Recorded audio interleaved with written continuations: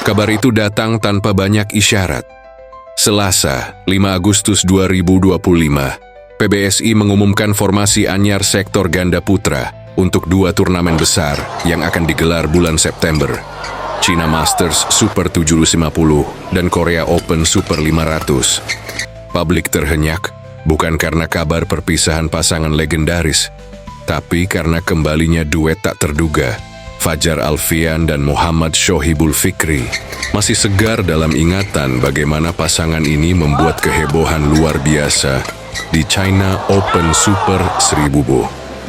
Tanpa persiapan panjang, tanpa ekspektasi tinggi, mereka justru tampil beringas dan keluar sebagai juara. Duet dadakan yang semula dianggap tambal sulam itu berhasil mengembalikan secercah harapan di tengah meredupnya prestasi ganda putra Indonesia. Namun yang lebih mengejutkan lagi adalah formasi baru lain yang diumumkan. Muhammad Rian Ardianto dipasangkan dengan Yeremia Erich Yoce Yakob Rambitan. Sebuah kombinasi yang belum pernah dicoba sebelumnya. Jika Fajar Fikri dipertahankan untuk melihat konsistensi, maka Rian Yere adalah eksperimen murni dan keduanya akan diuji dalam 2 turnamen yang sama. Pelatih kepala ganda putra Antonius Budi Arianto, atau yang akrab disapa Coach Anton, mengonfirmasi bahwa ini adalah bagian dari strategi jangka menengah.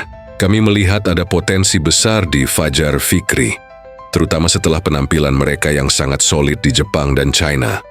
Tapi saya juga ingin tahu, apakah itu hanya momentum sesaat atau bisa dijadikan fondasi jangka panjang, ujar Anton dalam keterangannya. Sementara itu, Rian dan Yeremia akan kami uji coba.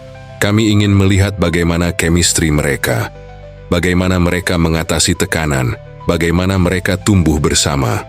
Langkah ini bukan tanpa risiko.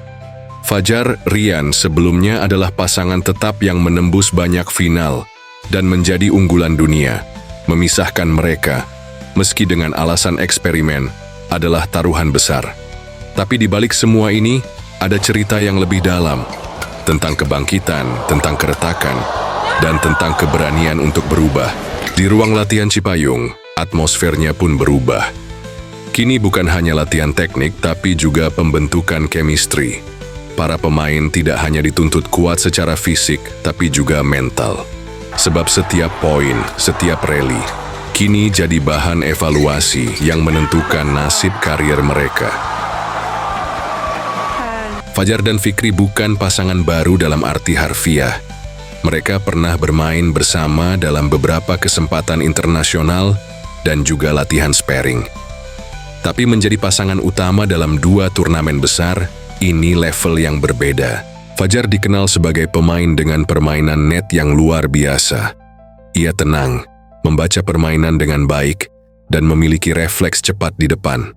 Sementara Fikri adalah tipikal pejuang, kuat di rally panjang, eksplosif di belakang, dan tidak pernah kehabisan tenaga. Ketika dipasangkan, keduanya saling menutupi kekurangan dan menguatkan kelebihan masing-masing. Itulah yang terlihat di China Open. Mereka menumbangkan lawan-lawan kuat, termasuk unggulan Denmark dan Jepang, juga Malaysia di final, dengan kombinasi yang belum sempat dibaca lawan.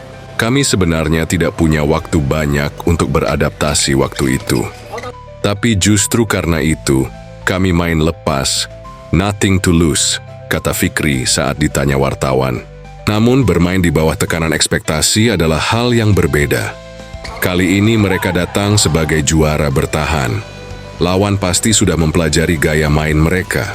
Mereka harus membuktikan bahwa kejayaan di China Open bukan kebetulan.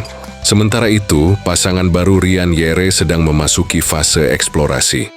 Yeremia, pasca pulih dari cedera panjang, berambisi untuk kembali bersinar. Rian, yang selama ini menjadi pengatur tempo dalam duetnya dengan Fajar, kini mendapat tantangan baru. Memimpin pasangan yang lebih muda dan eksplosif. Saya dan Yere sedang belajar menyatu. Banyak komunikasi, banyak latihan bareng. Bukan hanya teknik tapi juga trust, kata Rian. Coach Anton pun tak ingin buru-buru memutuskan. 2 turnamen ini akan jadi bahan evaluasi, tapi belum final. Masih ada waktu sampai akhir tahun untuk melihat pasangan mana yang layak dipatenkan, jelasnya. Dengan Daniel Martin masih dalam masa pemulihan dan diperkirakan baru kembali awal 2026, PBSI memang sedang menyusun ulang peta kekuatan. 4 bulan ke depan akan jadi krusial. Siapa yang mampu tampil konsisten, dialah yang akan diberi kepercayaan lebih. Publik kini punya 2 pasangan baru untuk didukung. Tapi pertanyaannya, siapa yang mampu bertahan? Di balik semua eksperimen dan uji coba ini, ada visi jangka panjang yang tengah dikejar PBSI, membentuk pasangan-pasangan elit untuk menghadapi musim 2026 dan kualifikasi Olimpiade. 2025 adalah tahun pemulihan. Setelah badai cedera dan penurunan prestasi, ganda putra Indonesia sedang membangun ulang kekuatannya. Tidak lagi bisa bergantung pada satu pasangan saja. Harus ada 3-4 pasangan kompetitif yang bisa saling mendorong dan menggantikan. Fajar Fikri bisa menjadi pasangan andalan jika mereka mampu menjaga konsistensi. Tapi Rian Yere juga bukan sekadar pelengkap.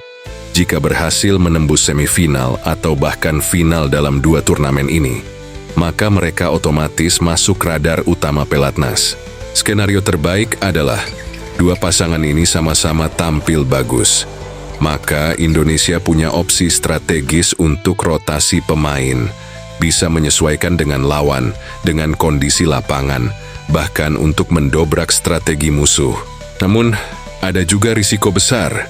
Jika keduanya gagal, maka PBSI harus memutar ulang pencarian. Mungkin mencoba Rahmat, mungkin memanggil pemain pelapis dari luar pelatnas, atau bahkan mempertimbangkan pasangan profesional. Oleh karena itu, China Masters dan Korea Open 2025 akan menjadi ajang yang sangat menentukan. Ini bukan sekadar turnamen, ini adalah panggung audisi terbuka. Kami tahu tekanan besar ada di pundak mereka, tapi itulah kompetisi. Yang siap, yang akan bertahan, ujar Coach Anton. Tak hanya itu, PBSI juga membuka ruang diskusi internal. Legenda-legenda ganda putra seperti Hendra Setiawan, Ricky Subagja, bahkan mantan pelatih seperti Aryono Miranat diajak bicara.